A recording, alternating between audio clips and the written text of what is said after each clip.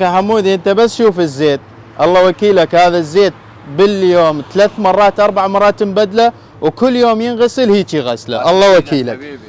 وهذا طبعا اني صياد، هاي هوايتي صيد السمك، يعني عجبني افتح مطعم لين هوايتي صيد السمك.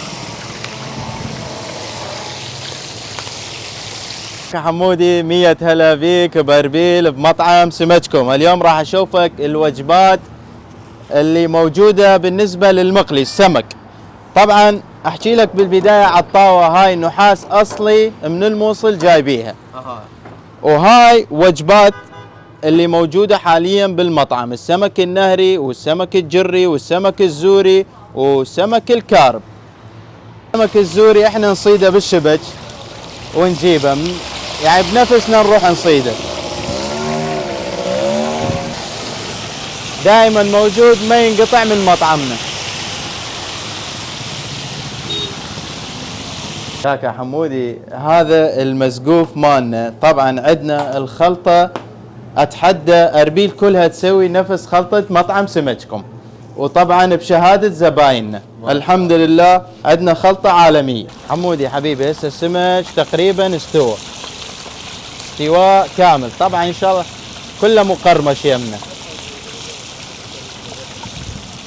شوف هذا الزوري،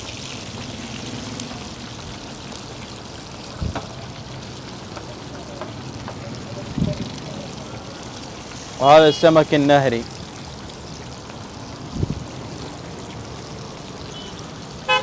هاي قطعة الكارب. حمودي التمن الأحمر ملك الساحة، إذا مو موجود ما طيب السمكة بلا تمن. بسم الله. يعني السمك بدون تمن أحمر ما ينوكل. ما ينوكل، العالم كلها تعودت على التمن الأحمر ويا السمك، خاصة المقلي. طبعا كاكا حمودي احنا نخليه بصفحة حتى لا يبقى بيه زيت، هيجي ما يبقى زيت، وعلى تمن الأحمر حتى يكون أكثر ناشف. بالضبط.